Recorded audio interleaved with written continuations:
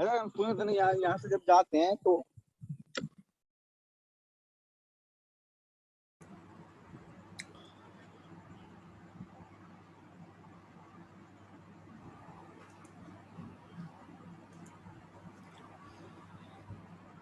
السلام علیکم ورحمۃ اللہ وبرکاتہ۔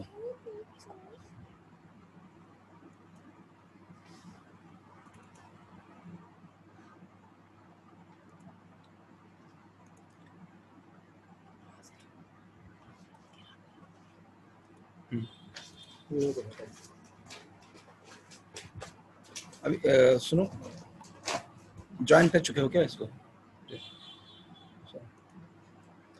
السلام علیکم ورحمۃ اللہ وبرکاتہ۔ الحمد للہ رب العالمین والصلاة والسلام على تمان الاکملان على محمد خاتم النبیین وعلى آلہ وصحبہ الغر الميامین ومن تبعهم وتابعیہم بإحسان إلى يوم الدین، اما بعد اعوذ باللہ السمیع العلیم من الشیطان الرجیم، بسم اللہ الرحمن الرحیم، رب اشرح لي صدری ويسر لي امری واحلل عقدۃ من لسانی یفقهوا قولی، رب زدنی علما، سبحانك لا علم لنا الا ما علمتنا انك انت العلیم الحکیم، یا معلم ابراہیم علمنی کما علمتہ ویا مفہم سلیمان فہمنی کما فہمتہ۔ آپ تمام لوگوں کا متن طحاویہ کے نئے درس میں خیر مقدم ہے۔ اللہ رب العالمین اس درس کو ہم سب کے لیے مفید بنائے۔ درس شروع کرنے سے پہلے میں عزیزم ولید سے درخواست کروں گا کہ وہ آج جس عبارت کا درس ہونا ہے وہ پڑھ دیں تاکہ پھر اس کی روشنی میں درس کو آگے بڑھایا جائے۔ عزیزم ولید سلمہ۔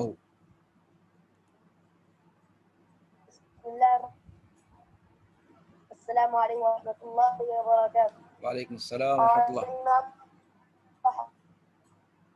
ونؤمن بالكرام الكريم إن الله قد جعلهم علينا حافظين بملك الموت وكل بقبض أربع عامين حسبک حسبک حسبک حسبک یا ولید، حسبک یا ولید۔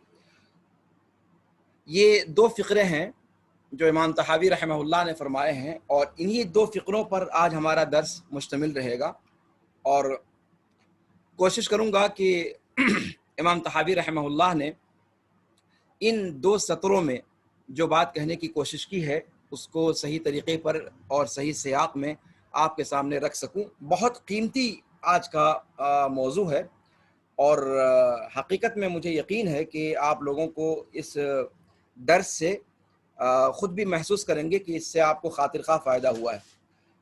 امام طحاوی رحمہ اللہ فرماتے ہیں کہ وَنُؤْمِنُ بِالْكِرَامِ الْكَاتِبِينَ فَإِنَّ اللَّهَ قَدْ جَعَلَهُمْ عَلَيْنَا حَافِظِينَ، کہ ہم کرام کاتبین پر ایمان رکھتے ہیں جنہیں اللہ رب العالمین نے ہم پر نگراں بنایا ہے۔ وَنُؤْمِنُ بِمَلَكِ الْمَوْتِ، اور ہم ملک الموت پر، موت کے فرشتے پر ایمان رکھتے ہیں۔ المؤکل بقبض ارواح العالمین، وہ ملک الموت جسے دنیا کی روح کو قبض کرنے کے لیے ذمہ داری سونپی گئی ہے۔ یہ دو جملے ہیں کہنے کو، لیکن حقیقت یہ ہے کہ اس کی تفصیل بہت دقیق ہے، اور انشاءاللہ ہم اس پر ابھی آپ کے سامنے گفتگو رکھیں گے۔ کل اس پر میں نے اشارہ کیا تھا آپ سے کہ عقیدے میں جو تین طرح کے مسائل، چار طرح کے مسائل ذکر کرتے ہیں عام طور پر سلف، ان میں سے ایک چیز یہ براہ راست پہلے نمبر پر ہے کہ غیبیات کا تذکرہ کرتے ہیں۔ عقیدے میں ایمان بالغیبیات یا ایمان کے ارکان کا ذکر کرتے ہیں، اور ایمان کے ارکان جو 6 ذکر کیے ہیں حدیث جبریل کے اندر، آپ سبھی لوگ جانتے ہیں کہ اللہ کے رسول صلی اللہ علیہ وسلم نے جبریل امین والی حدیث میں آپ نے فرمایا تھا، اس میں ایمان کے ارکان کو جو بیان کیا گیا تھا کہ ان تؤمن باللہ و ملائکتہ و کتبہ و رسلہ والیوم الآخر، اور اس میں تقدیر کے خیر و شر کا معاملہ بھی ذکر کیا جاتا ہے۔ تو یہ ایمان کے ارکان ہیں، ان میں سے یہ ایک رکن ہے، نؤمن بالکرام الکاتبین، کہ ہم کرام کاتبین پر ایمان رکھتے ہیں۔ کرام کاتبین لفظی ترجمہ ہوا ایسے لکھنے والے جو باعزت ہیں، جو معزز ہیں۔ فرشتوں کے بارے میں آپ کو اس سے پہلے میں نے تفصیل کے ساتھ درس دیا ہے کہ ایمان بالملائکہ کا کیا مطلب ہے، اور ایمان بالملائکہ فرشتوں کی نوعیت کیا ہے، ان کی ذمہ داریاں کیا ہیں، ان کی قسمیں کتنی ہیں، ان کے درجات کیا ہیں، ان کے اندر کیٹیگریز کیسے ہیں، اس پر تفصیل کے ساتھ آپ کے سامنے گفتگو آ چکی ہے اس سے پہلے۔ یہاں پر کرامن کاتبین جن کو کہا جاتا ہے، یہ فرشتوں کی اقسام میں سے ایک قسم ہے۔ یہاں پر توجہ دیجیے گا، ایمان کے ارکان میں سے کسی رکن کا انکار کرنے والا براہ راست کافر ہے، اس کے اندر اس کے کفر میں شبہ نہیں۔ لیکن اگر کوئی شخص فرشتوں پر یقین رکھتا ہے، فرشتوں پر ایمان رکھتا ہے، لیکن اگر وہ ان فرشتوں پر ایمان نہ لائے، وہ اس چیز کو نہ مانے کہ ہمارے کندھوں پر کوئی فرشتہ رکھا گیا ہے جو ہماری جلوت و خلوت کے اندر کے سارے معاملات کو نوٹ کرتا ہے، اگر اس نوعیت کے خاص فرشتوں کا اگر وہ کسی طور پر انکار کر رہا ہے تو کیا اس کو فرشتوں کا مطلق انکار مانا جائے گا؟ محققین علماء اس معاملے میں فرق کرتے ہیں۔ ایک چیز ہے فرشتوں کا بالکلیہ انکار کر دینا، فرشتوں کے وجود کا انکار کر دینا۔ اگر وہ انکار تعویل پر مبنی ہے، جیسا کہ آپ جانتے ہیں بر صغیر میں بہت سارے انگریزوں کے وقت میں بہت سارے جو علماء تھے، جیسے دیوبند کی تحریک چلی تھی، تو ان لوگوں نے انگریزی کو اپنے اوپر حرام قرار دے لیا تھا اور نئے علوم سے کے دروازوں کو اپنے اوپر بند کر لیا تھا۔ اس کے بالمقابل سر سید کی تحریک چلی تھی اور انہوں نے انگریزی پڑھنے اور سیکھنے پر لوگوں کو ابھارا تھا، اور مسلم اورینٹل کالج کی شکل میں باقاعدہ انہوں نے کالج کی بنیاد رکھی، جو بعد میں ان کی وفات کے بعد ایک یونیورسٹی کی شکل اختیار کیا اس نے۔ تو سر سید یہ ان افراد میں سے ہیں جنہوں نے اپنے آپ کو اپ ٹو ڈیٹ ظاہر کرنے کے لیے بہت ساری شریعت کی ایسی باتوں کا انکار کر دیا تھا جو یقینی تھی۔ انہوں نے خطبات احمدیہ ان کی ایک کتاب ہے، اس میں انہوں نے قرآنی آیات کی تفسیر ذکر کی۔ ان تفسیروں کو اگر آپ پڑھیں گے تو آپ دیکھیں گے کہ انہوں نے جنوں کا، فرشتوں کا، یعنی ہر ان چیزوں کا جو آپ کے عقل کے دائرے میں نہیں آتی یا جنہیں دیکھا نہیں جا سکتا، اس کا انہوں نے انکار کرنے کی کوشش کی تھی۔ تو ایک اس سلسلے میں ذہن میں رہنا چاہیے کہ یہ ایمان کے ارکان میں سے ہیں، لیکن ایمان کے ارکان میں سے جو صراحت کے ساتھ ہے وہ کیا؟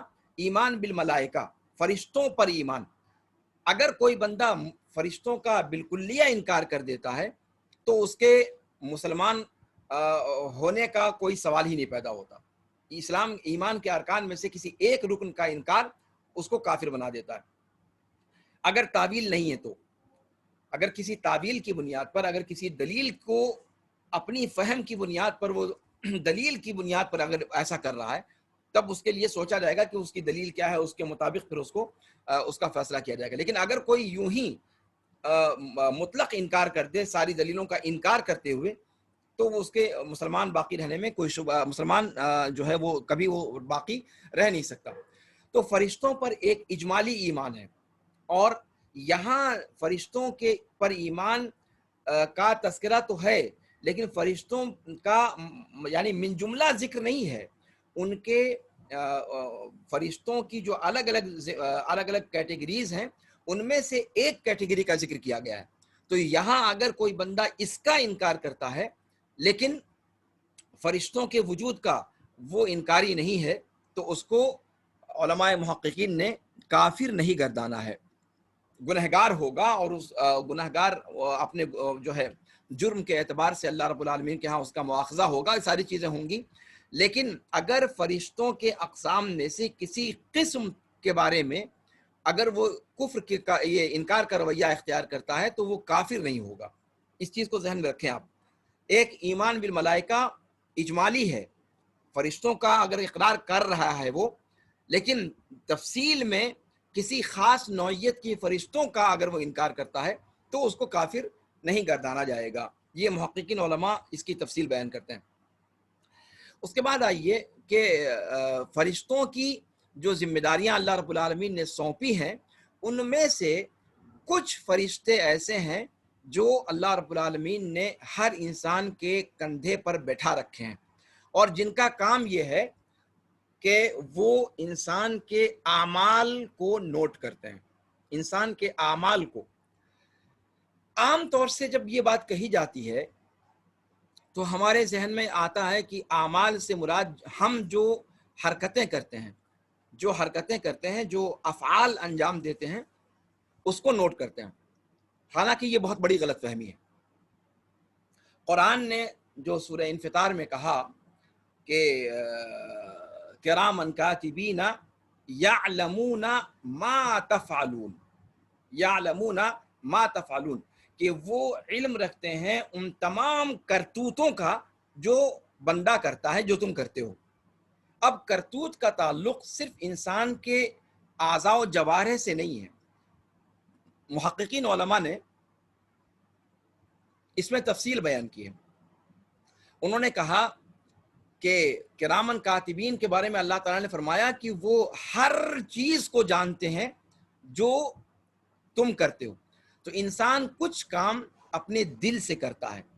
جیسے آپ عبادت کرتے ہیں خشوع و خضوع کے ساتھ، تو خشوع اور خضوع یہ آپ کے دل کا عمل ہے، اور وہ دل کا عمل فرشتے جو آپ پر متعین ہیں یہ اس چیز کو جانتے ہیں اور اس کو وہ لکھتے ہیں. اس کا مطلب یہ ہوا کہ دل کا جو عمل ہے فرشتے اس کو بھی نوٹ کرتے ہیں. اس کے علاوہ زبان کا عمل ہے دوسرے نمبر پہ.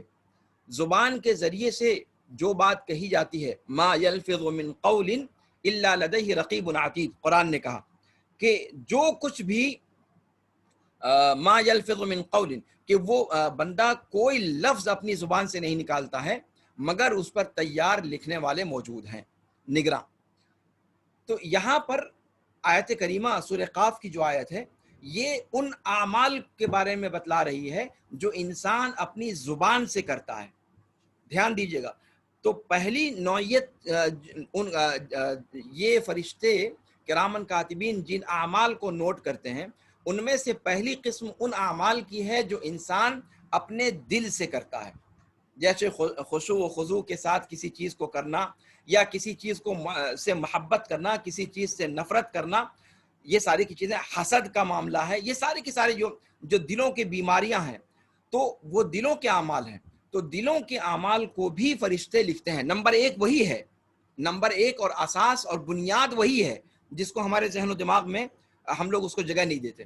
تو پہلا انسان کی جو اعمال نوٹ کیے جاتے ہیں ان میں پہلا درجہ ان اعمال کا ہے جو انسان اپنے دل کے ذریعے سے کرتا ہے. دوسرے نمبر پہ وہ اعمال ہیں جو انسان اپنی زبان سے انجام دیتا ہے، گفتگو کے ذریعے، الفاظ کے ذریعے، جملوں کے ذریعے. یہ دوسری نوعیت کے اعمال ہے. تیسرے نمبر پر جا کر کے وہ اعمال جو انسان اپنے جسم کے ذریعے سے کرتا ہے، اپنی باڈی کو استعمال کرتے ہوئے کرتا ہے، یہ تیسری کیٹیگری ہے یہ اعمال کی جو یہ فرشتے جس کو نوٹ کرتے ہیں. تو یہاں پر جو امام طحاوی رحمہ اللہ نے فرمایا کہ ہم کرامن کاتبین. اچھا ایک چیز یہاں پر اور ذکر کرنے کی ہے کہ سورہ انفطار کے اندر بنیادی طور پر وہاں اللہ رب العالمین نے ان فرشتوں کے بارے میں تفصیل کے ساتھ ذکر فرمایا ہے. وہاں پر اللہ تعالیٰ نے ان کو وہاں جو ان کی ڈیوٹیاں بتائی گئی ہیں یا ان کی جو صفتیں بیان کی گئی ہیں وہ 3 صفتیں بیان کی گئی ہیں. سب سے پہلی صفت یہ بیان کی گئی کہ یہ انسان پر نگراں ہیں. وَإِنَّ عَلَيْكُمْ لَحَافِظِينَ، سورہ انفطار کی آیت کیا کہتی ہے کہ اِنَّ عَلَيْكُمْ لَحَافِظِينَ کِرَامًا کاتبین. گویا 3 چیزیں ذکر کی گئی، حافظین، کرامن اور کاتبین. یہ تینوں اوصاف ان فرشتوں کے اللہ رب العالمین نے ذکر فرمائے. پہلی چیز ہے حافظین. حفاظت سے کیا مراد ہے؟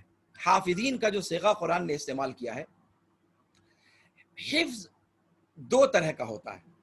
ایک انسان کی حفاظت جو ہم حفاظت جس معنی میں بولتے ہیں، یعنی انسان کے اوپر کوئی مصیبت نہ آئے، انسان کے اوپر کوئی افتاد نہ آن پڑے، انسان کے اوپر کوئی ناگہانی نہ آ پڑے، اس چیز سے بچانے کے لیے، سیکیور کرنے کے لیے وہ انسانوں کے ساتھ لگے رہتے ہیں۔ ایک حفاظت کا ایک معنی یہ ہے۔ دوسرا معنی حفاظت کا نگرانی کا ہے کہ جو کچھ تمہاری گتی ویدھی ہو رہی ہے، جو بھی تمہاری ایکٹیویٹیز ہیں، ان تمام ایکٹیویٹیز کی نگرانی کی جا رہی ہے، ان کو ریکارڈ کیا جا رہا ہے، اس کو بھی حفاظت کہا جاتا ہے۔ تو یہاں جو اللہ رب العالمین نے اس آیت کریمہ میں فرمایا کہ اِنَّ عَلَيْكُمْ لَحَافِظِينَ، یہاں حفاظت سے کون سی حفاظت مراد ہے؟ ریکارڈ کرنے والی، یا پھر جو سیکیور کرنے کا جو معنی ہے وہ معنی مراد ہے؟ اس کی تفصیل ابھی آگے انشاءاللہ آپ کے سامنے بیان کی جائے گی۔ بہرحال سورہ انفطار میں حفاظت کے مضمون کو ذکر کیا گیا ہے۔ دوسری صفت اللہ رب العالمین نے یہاں پر ان مخصوص فرشتوں کی کیا بتائی ہے کہ وہ کرام ہیں، یعنی معزز ہیں، مکرم ہیں، محترم ہیں، معظم ہیں، باعزت ہیں اور امانت دار ہیں۔ وہ انسان کے اعمال کو لکھنے میں کسی بھی قسم کی زیادتی کا ارتکاب نہیں کرتے، اس لیے کہ وہ کرام ہیں، مکرم فرشتے ہیں۔ تیسری چیز یہ کہ کاتبین، تیسرا وصف ان فرشتوں کا یہ ذکر کیا گیا کہ وہ لکھتے ہیں۔ اس کا مطلب یہ ہوا کہ وہ فرشتے اسی صورت میں اللہ نے فرمایا یعلمون ما تفعلون، اور اس کے بعد پھر جو کچھ انسان کرتا ہے اس کو یہ جانتے ہیں، اور پھر جان کر رہ نہیں جاتے بلکہ اس علم کو قید تحریر میں لاتے ہیں، کاتبین لکھ لیتے ہیں، اور یہی ان کا لکھا ہوا جو روز ڈے بائی ڈے وہ لکھتے جاتے ہیں، یہی صحیفہ انسان کی موت پر جا کر ختم ہوتا ہے، اور یہی صحیفہ حضرت انسان کی گردن میں لٹکا دیا جائے گا قیامت کے دن۔ سورہ اسراء میں جس کا ذکر کیا گیا ہے کہ اقرأ کتابک کفا بنفسک اليوم علیک حسیبا، کہ اپنے اعمال نامے کو پڑھ لو، آج تم اپنی جان کے تعلق سے خود حساب کتاب کرنے والے ہو۔ تو یہ قیامت کے دن جو اعمال نامہ لوگوں کی گردن میں لٹکایا جائے گا، یہ وہی اعمال نامہ ہے جو یہ فرشتے یومیہ، کرامن کاتبین جو یومیہ ہمارے اعمال اور ہماری نقل و حرکت کو لکھتے رہتے ہیں روزانہ۔ یہی اعمال نامہ، یہی صحیفہ قیامت کے دن وہ ہمارے گلے کے اندر لٹکا دیا جائے گا اور کہا جائے گا کہ اقرأ کتابک، اپنے اعمال نامے کی کتاب، اپنے صحیفے کو پڑھ لو، کفا بنفسک اليوم علیک حسیبا۔ یہاں امام طحاوی رحمہ اللہ نے کیا فرمایا ہے آگے کہ فإن اللہ قد جعلہم علینا حافظین، بالکل قرآن کریم کی تعبیر ہے، وإن علیکم لحافظین۔ تو حفظ کا صلہ علی استعمال کیا ہے، اور یہاں جب علی استعمال کیا ہے تو حفاظت کا معنی کیا ہے؟ میں نے آپ سے بتایا کہ حفاظت دو معنی میں ہو سکتا ہے، یا تو انسان کو سیکیور کرنے کے لیے وہ لوگ رہتے ہیں ایک مسئلہ، یا دوسرا ہے کہ اس کی چیزوں کو ریکارڈ کرتے ہیں، محفوظ کرتے ہیں، دونوں حفاظت سے ہے۔ یہاں امام طحاوی رحمہ اللہ کے انداز سے لگتا ہے کہ انہوں نے حفاظت کا دونوں معنی مراد لینے کی کوشش کی ہے، یعنی یہ انسان کی گتی ویدھیوں کو نقل بھی کرتے ہیں اور ساتھ ساتھ حضرت انسان کی حفاظت بھی کرتے ہیں۔ لیکن حقیقت میں اگر دیکھا جائے تو محققین علماء نے اس چیز کو تسلیم نہیں کیا ہے۔ ان کا کام صرف اور صرف انسان کی نگرانی کرنا ہے، یعنی انسان کی جو سرگرمیاں ہیں ان کو ریکارڈ میں لانا ہے، یہ ان کی بنیادی ذمہ داری۔ باقی رہ گئی بات کہ حفاظت یعنی سیکیور کرنے کے معنی میں، یا انسان کو नागहानी उफ्तादों से बचाने के लिए वो भी फरिश्ते अल्लाह रब्बुल आलमीन की तरफ से होते हैं, लेकिन वो फरिश्ते दूसरे होते हैं। ये फरिश्ते, इनकी जिम्मेदारी वो नहीं होती। किरामन कातिबीन की तादाद 2 है, एक दाएं कंधे पर, एक बाएं कंधे पर। और जो है एक फरिश्ता नेकियां लिखता है और दूसरा फरिश्ता बुराइयां लिखता है, गुनाहों को लिखता है। हाँ, एक चीज और नोट करने की है कि इन दोनों फरिश्तों में कभी कभी झगड़ा भी हो जाता है, कभी कभी झगड़ा भी हो जाता है, और उन झगड़ों का तस्फिया अल्लाह ताला के पास जाकर के करवाते हैं। इसका भी जिक्र नुसूस के अंदर मिलता है कि उसको उसकी बुराई लिखी जाए या उसकी अच्छाई लिखी जाए। और एक बात, दूसरी बात ये भी जिक्र मिलता है कि बुराई लिखने वाला फरिश्ता इंतजार करता है कि कहीं ये बंदा अपने गुनाह से तायब हो जाए, तो तौबे के मौका देने के लिए वो ताखीर करता है। ये सब तफसीलात इसके अंदर आई हुई हैं। लेकिन बहरहाल किरामन कातिबीन ये 2 फरिश्ते हैं, एक दाएं कंधे पर, एक बाएं कंधे पर। लेकिन वो फरिश्ते जो इंसान को महफूज रखते हैं मुसीबतों से, बलाओं से, नागहानी उफ्ताद से, ये वो फरिश्ते हैं जिनका जिक्र सूरह राद में अल्लाह रब्बुल आलमीन ने फरमाया है कि लहू मुअक्किबातुम मिन बैनि यदैहि व मिन खल्फी यहफज़ूनहु मिन अम्रिल्लाह। वहां भी हिफाजत का सेगा इस्तेमाल किया गया, लेकिन वहां पर अलैकुम लहाफिज़ीन वाला अंदाज नहीं है, बल्कि वहां पर अल्लाह ताला ने क्या कहा कि लहू मुअक्किबातुम मिन बैनि अयदीहिम व मिन खल्फिहिम यहफज़ूनहुम मिन अम्रिल्लाह, कि वो लोग अल्लाह के हुक्म से उस बंदे की हिफाजत करते हैं। और ये मुअक्किबात, इनको अल्लाह ताला ने उनकी सिफत इस्तेमाल किया है, यानी वो फरिश्ते जो इंसान को बलाओं और मुसीबतों से बचाने के लिए अल्लाह की तरफ से मुतय्यन किए गए हैं, उनको जो सिफत अल्लाह ताला ने बयान की उनकी, कि वो मुअक्किबात हैं। और मुअक्किबात का माना होता है कि वो फरिश्ते जो यके बाद दीगरे आते हैं, यानी उनकी ड्यूटियां लगी होती हैं, दिन की ड्यूटी अलग, रात की ड्यूटी अलग। तो डे की ड्यूटी पूरी करने के बाद फिर वो नाइट ड्यूटी वाले आते हैं, और दोनों एक नमाज के अंदर मिलते हैं, फजर के अंदर और असर के अंदर। रात वाले फजर के वक्त निकलते हैं वापस, और फजर की नमाज में दोनों इकट्ठा हो जाते हैं। और जो दिन के फरिश्ते होते हैं वो असर तक रहते हैं, और असर की नमाज में रात की ड्यूटी वाले आते हैं, और वो दोनों असर की नमाज में इकट्ठा होते हैं।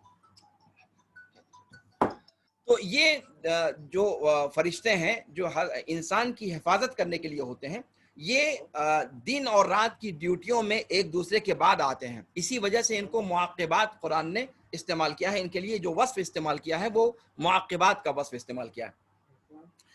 तो इससे ये पता चला कि जो फरिश्ते इंसान की मुहाफ़ज़त के लिए हैं, इंसान को मुसीबतों से बचाने के लिए हैं, ये मुअक्किबात हैं, ये दूसरे फरिश्ते हैं। ये वो फरिश्ते नहीं हैं जिनको किरामन कातिबीन कहा गया है।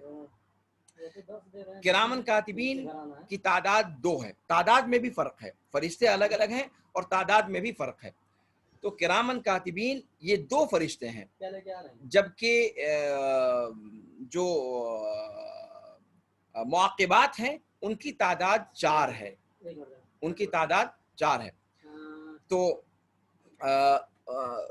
तादाद के अंदर भी फ़र्क है, और उनके औसाफ और उनकी ड्यूटियां भी अलग अलग हैं। तो इस चीज़ को ध्यान में रखना चाहिए। इसलिए मुहक्किकीन उलमा की बात जो है वो ज़्यादा अक़रब लगती है कि इंसान की हिफाजत पर जो मामूर हैं वो किरामन कातिबीन नहीं हैं, वो मुअक्किबात हैं जो जिनकी तादाद 4 है, और वो फजर से असर तक और फिर असर से फजर तक रहते हैं। जैसा कि रिवायात में आया है कि वो फरिश्ते जब लौटते हैं तो अल्लाह ताला पूछता है कि बंदे को किस हाल में छोड़ा, तो दोनों फरिश्ते उसको यानी जो जैसे फजर की नमाज का मामला है, तो जो फरिश्ते रात की ड्यूटी करके जाने वाले होते हैं वो फरिश्ते उस इंसान को फजर की नमाज में छोड़कर जाते हैं, और जो आने वाले दिन के फरिश्ते हैं वो उस इंसान को फजर की नमाज में पाते हैं। तो दोनों जो फरिश्ते लौटते हैं वो भी कहते हैं कि जब पूछा जाता है कि किस हाल में छोड़ा, तो वो कहते हैं कि नमाज पढ़ते हुए छोड़ा। और عصر کی نماز میں جو دن والے واپس لوٹتے ہیں یہ بھی نماز کے وقت میں لوٹتے ہیں اور نماز کے وقت میں نئی شفٹ اپنی ڈیوٹی سنبھالتی ہے. تو یہ دن والے فرشتے جب لوٹتے ہیں اللہ تعالیٰ پوچھتا ہے کہ بندے کو کس حال میں چھوڑا, تو وہ بھی کہتے ہیں کہ نماز کی حالت میں چھوڑا. تو اس طریقے سے یہ جو انسان کی حفاظت پر مامور فرشتے ہیں یہ 4 فرشتے ہیں, اور ان کو معقبات کہا گیا ہے جو رات اور دن میں الگ الگ اوقات میں آتے ہیں, رات کے الگ ہوتے ہیں اور دن کے الگ ہوتے ہیں.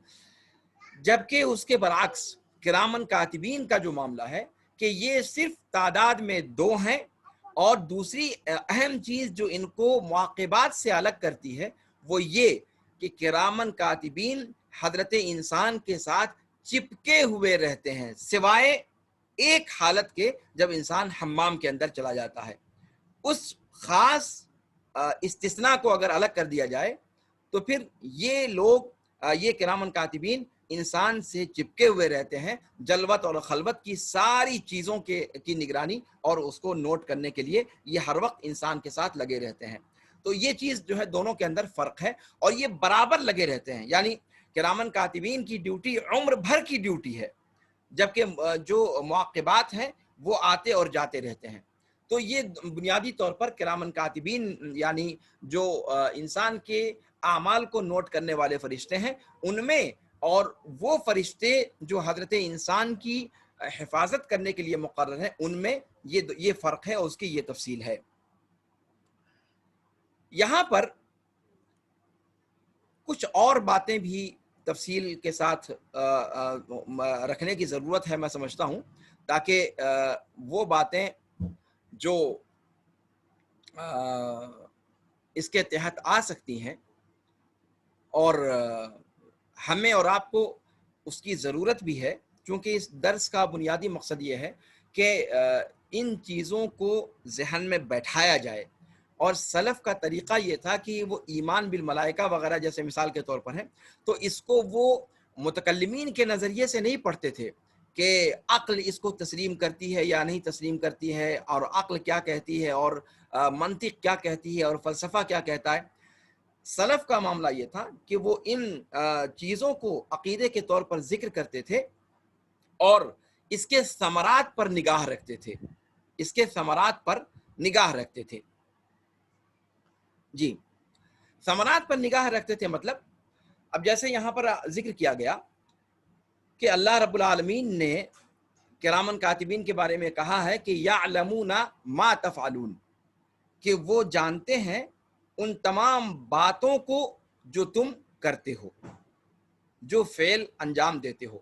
تو یہاں پر جیسا کہ میں نے کہا کہ انسان کا فعل اپنے دل سے ہوتا ہے تو دل کے سارے اعمال اس میں شامل ہیں, زبان سے ہوتا ہے تو انسان اپنی زبان کو جو حرکت دیتا ہے, اور گرچہ وہ اس سے بات نہ کرے, کبھی کبھی زبان کے ذریعے سے انسان بولے بغیر بہت سارے جرم سرزد کر دیتا ہے, اس سے بہت سارے جرم سرزد ہو جاتے ہیں, جبکہ زبان سے اس نے کچھ بولا یعنی لفظ نہیں ادا کیا ہے, صرف حرکت زبان کی بسا اوقات تمسخر کی قبیل سے, استہزاء کی قبیل سے ہوتی ہے, اور وہ حضرت انسان پر گناہ کے طور پر لکھ دیا جاتا ہے. تو یہ زبان کے اعمال ہیں, چاہے وہ زبان کو حرکت دے کر کے ہو, چاہے زبان سے کچھ بول کر کے ہو.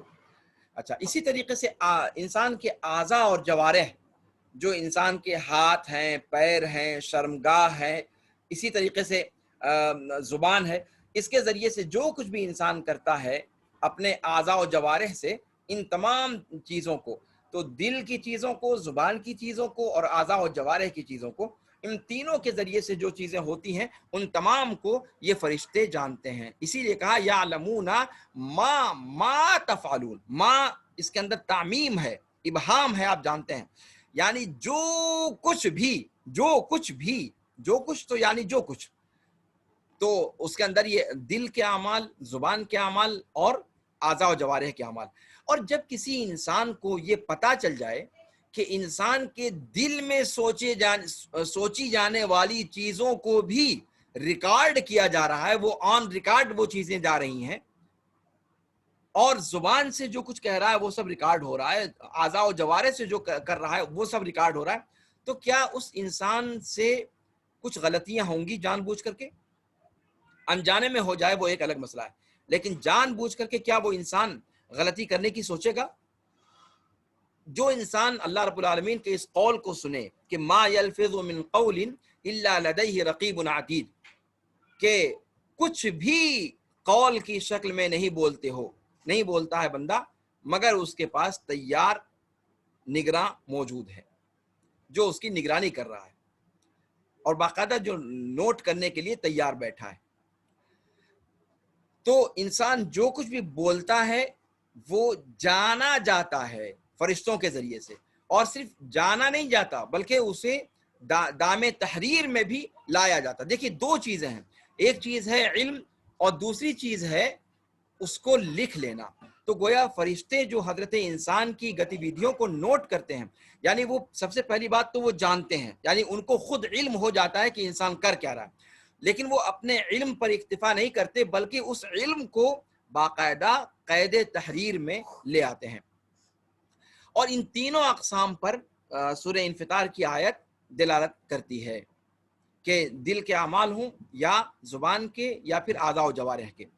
دل کے اعمال جیسے انسان کا اخلاص، انسان کوئی بھی کام کرتا ہے وہ اللہ کے لیے کر رہا ہے یا کسی انسان کے لیے کر رہا ہے، یا پھر اپنے اسٹیٹس کو لوگوں کی نگاہ میں بڑھا کر پیش کرنے کے لیے کر رہا ہے۔ یہ اخلاص کا معاملہ خالص طور پر 100% انسان کے دل سے متعلق ہے، اور آپ جانتے ہیں کہ سارے نیک اعمال کی جڑ یہی ہے، بنیاد یہی ہے۔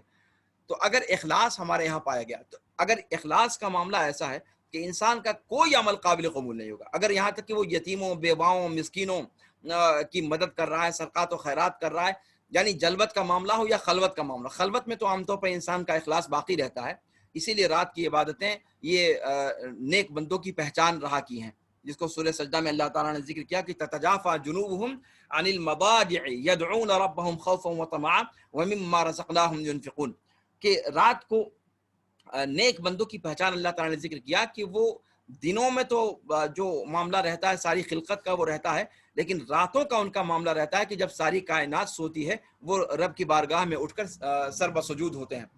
تو اس جو ہے رات کی عبادت کا درجہ جو اللہ نے بڑھایا ہے، اور یہ رات کی عبادت امت کے لیے تو مستحب ہے لیکن اللہ کے رسول صلی اللہ علیہ وسلم پر فرض تھی۔ آپ جانتے ہیں کہ اللہ کے رسول صلی اللہ علیہ وسلم پر 6 نمازیں فرض تھیں، امت پر 5 ہی نمازیں ہیں، لیکن اللہ کے رسول صلی اللہ علیہ وسلم پر 6 نمازیں فرض تھیں۔ اللہ تعالیٰ نے تہجد کی نماز قیام اللیل جو ہے اللہ کے رسول صلی اللہ علیہ وسلم پر فرض کیا تھا۔ قم اللیل الا قلیلا، امر کا صیغہ ہے کہ اے نبی صلی اللہ علیہ وسلم رات کو آپ قیام کریں۔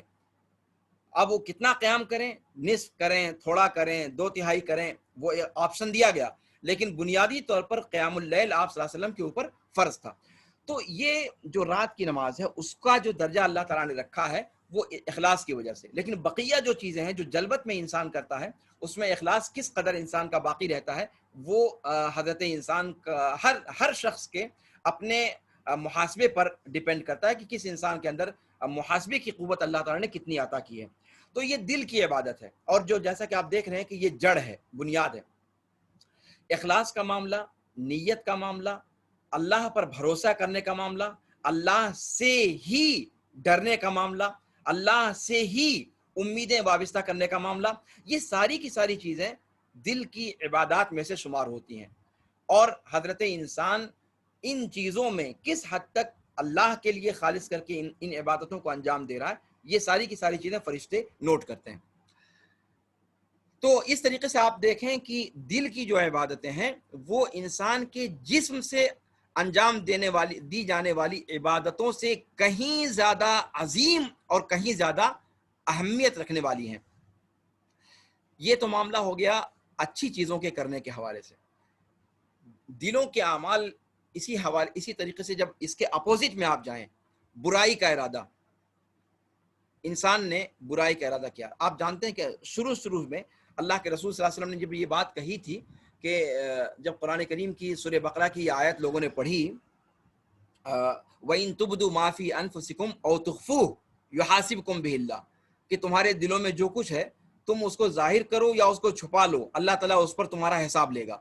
تو صحابہ کرام تھر تھر کانپنے لگے تھے، اور اللہ کے رسول صلی اللہ علیہ وسلم کے پاس آ کر کے کہا کہ اللہ کے رسول دل کی اوپر تو ہمارا کوئی قابو نہیں ہے، پتہ نہیں وسوسہ انسان کے اندر کہاں کہاں کا آ جاتا ہے، کیا کیا چیزیں انسان سوچ لیتا ہے.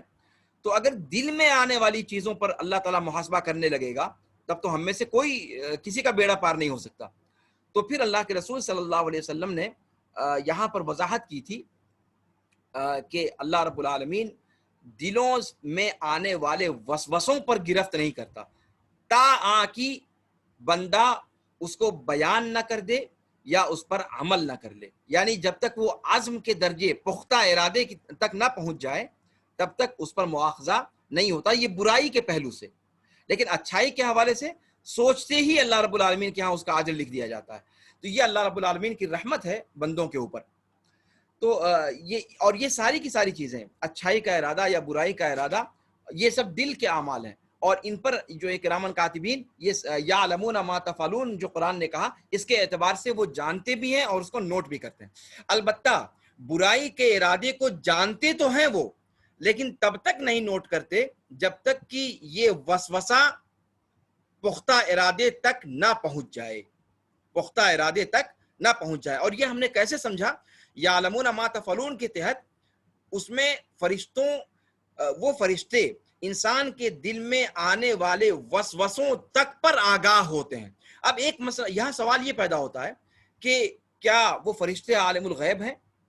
ایک سوال یہاں محققین علماء نے یہ بھی اٹھایا ہے کہ آخر وہ فرشتے دل میں سوچی ہوئی چیزوں کو کیسے جان لیتے ہیں؟ تو پھر کیا یہ کہنا صحیح ہے کہ وہ عالم الغیب ہیں؟ تو اس کا جواب یہ دیا کہ اللہ رب العالمین، فرشتے نہیں جانتے غیب کی باتیں، فرشتے بھی نہیں جانتے غیب کی باتیں، لیکن فرشتوں میں سے یہ قسم، چونکہ ان کا کام ہی اللہ رب العالمین نے، ان کی ڈیوٹی ہی اللہ رب العالمین نے یہ لگائی ہے، اس لیے یہ بطور خاص ان چیزوں کو جان لیتے ہیں جو انسان اپنے دل کے اندر سوچتا ہے. چونکہ جو اگر اچھا سوچتا ہے تو اس پر اس کو فرشتوں کو لکھنا ہے، اس پر اجر دیا جائے گا. تو اگر فرشتے اس پر آگاہی نہ ہو پائیں تو وہ نوٹ کیسے کریں گے؟ تو اچھی چیزوں پر اجر دیا جائے گا اور بری چیزوں پر یہ موقع دیا جاتا ہے. اور یہ کیسے ہم نے سمجھا کہ بری چیزوں کو وہ لوگ جانتے ہوئے، دیکھیے دو چیزیں ہیں، جاننا اور لکھنا. تو جان تو وہ برے وسوسوں کو بھی جاتے ہیں لیکن وہ اس کو لکھتے نہیں ہیں. یہ ہم نے کیسے سمجھا؟ اللہ کے رسول صلی اللہ علیہ وسلم کی وہ حدیث، کوئی بھی چیز بلا دلیل نہیں کہنی چاہیے. اللہ کے رسول صلی اللہ علیہ وسلم نے اس کی وضاحت کر دی کہ انسان کے دل میں جو وسوسے آتے ہیں وہ اس پر اس کا مواخذہ نہیں ہوتا کہ وہ اس کو اپنی زبان تک لے آئے یا پھر اس پر عمل کر ڈالے. تو اس کا مطلب یہ ہوا کہ صرف وسوسے جو برے آتے ہیں انسان کے، اس پر اللہ رب العالمین کی طرف سے مواخذہ نہیں ہوتا، لیکن جاننے کو فرشتے اسے بھی جان لیتے ہیں. جی، اس لیے کہ سورہ انفطار کی آیت وہ اپنے عموم پر دلالت کرتی ہے، کہتی ہے کہ یعلمون ما تفعلون. ما عربی زبان میں آپ جانتے ہیں کہ یہ موصولہ ہے اور تعمیم پر، یعنی جو کچھ بھی چاہے دل سے، چاہے زبان سے، چاہے اعضاء و جوارح سے، انسان جو کچھ بھی کرتا ہے، جو کچھ بھی سوچتا ہے، ان تمام چیزوں کو وہ لوگ جان لیتے ہیں. تو یہ وضاحت جو ہے ضروری ہے. اس کے بعد یہ میں نے وضاحت کر دی کہ ان کو یہ سمجھنا کہ وہ عالم الغیب ہیں یہ درست نہیں ہے. اللہ رب العالمین کی طرف سے چونکہ ان کی ڈیوٹی اسی چیز کی لگائی گئی ہے، لہذا اسپیشلسٹ ہیں وہ اس کے، اور یہاں اللہ رب العالمین نے ان کو اس چیز کا ادھیکار دیا ہے کہ وہ اس چیز کو جان لیں. اچھا، اللہ کے رسول صلی اللہ علیہ وسلم کی وہ حدیث جس کو میں نے کہا